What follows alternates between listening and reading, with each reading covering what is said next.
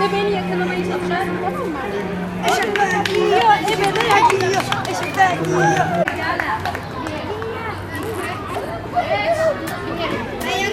Ebeler yiyor.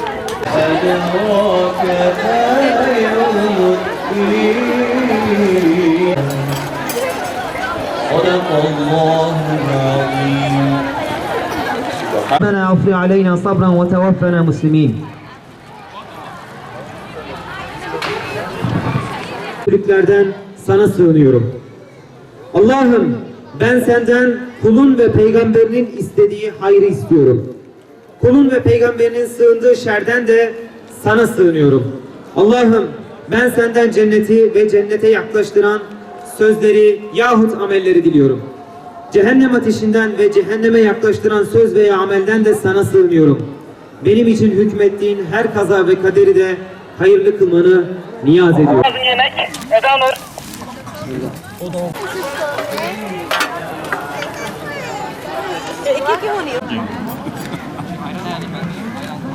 Benim mesut olduğum konu.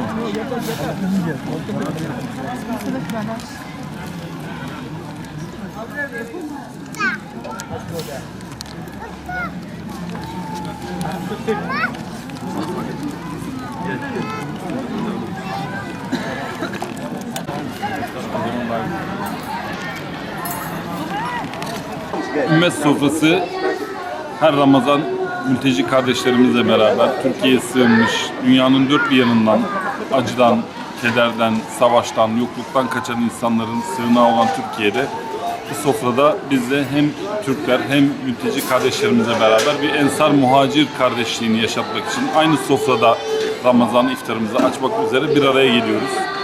Burada soframızdaki lezzet soframıza yediklerimizden gelmiyor. Soframızdaki kardeşlikten geliyor, paylaştıklarımızdan geliyor. Biz sadece yemeğimizi değil, dertlerimizi, tasalarımızı, sevinçlerimizi, üzüntülerimizi paylaşıyoruz. Ve bu paylaşımın en güzel, en iyi hissedildiği anda Ramazan sofraları zaten. Mülteci kardeşlerimizle bu sofraları paylaşarak Ramazanımıza anlam katıyoruz. Bu yıl hamdolsun Şehzadebaşı Camii avlusunda bunu gerçekleştirdik. Onun dışında birebir aileleri de ziyaret ederek onların sofralarını konuk oluyoruz. Onları evimize konuk ediyoruz. Bugün Ramazan'ın 16. günü. Daha önümüzde günlerimiz var. Ben buradan bizi dinleyenler olursa, bizi izleyenler olursa onlara da tavsiyem olur ki mutlaka eşinizin, dostunuzun, mahallenizde, etrafınızda mutlaka mülteci kardeşlerimiz var. Onların sofralarına konuk olun, onları kendinize çağırın ve Ramazanınızı daha da anlamlandırın diyorum. Teşekkür ediyorum. İftarımız 1000 kişilik, 1000 kişilik olarak yaptık. İstanbul'un değişik ilçelerinden birçok kardeşimiz buraya geldi. Hem Türk kardeşlerimiz hem de muhacir kardeşlerimiz geldi. Beraber aynı sofrada bu lezzeti yaşadık.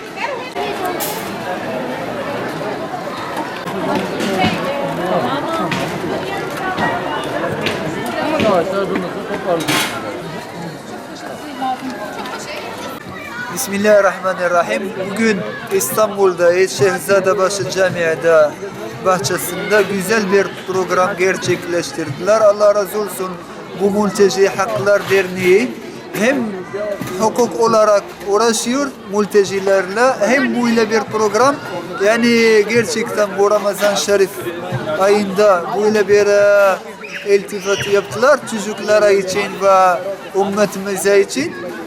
Tebrik ediyorum. Böyle biliyorum yani Türk halkları genel olarak böyle bir duygu var. Ben faslıyım herhalde.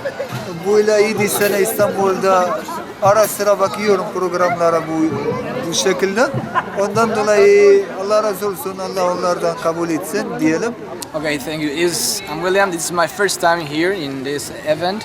I was invited by a couple of friends. They are Muslim, and I came to here. I fast today to try to be like very in touch with all the celebration, and it was a surprise for me because I arrived and it was full of people, like people waiting for the moment for eating, and it's something very good because it makes you appreciate also the things you have. I was very hungry today. I wanted to eat very fast, but it was missing a lot of time.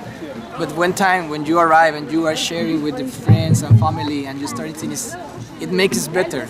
Because as I say, life is better with friends and family. And I could see it today here. I like this program. It's my first time. It's very nice. I will come back if it repeats. بسم الله الرحمن الرحيم. الله عز وجل يقول إنما المؤمنون إخوة، والنبي صلى الله عليه وسلم يقول المسلم أخو المسلم.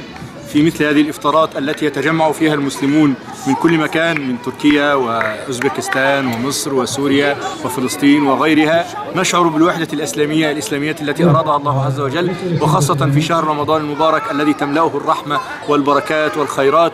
ففي مثل هذه اللقاءات نسعد كثيرا برؤية إخواننا من كل مكان، ونتوجه بخالص الشكر لجمعية الملتجئين في تركيا التي تهيئ وتنظم مثل هذه اللقاءات، حيث يجتمع المسلمون ويشعرون بالسعادة والفرح مع بعضهم وهم يؤدون عبادة ربهم تبارك وتعالى. والسلام عليكم ورحمة الله.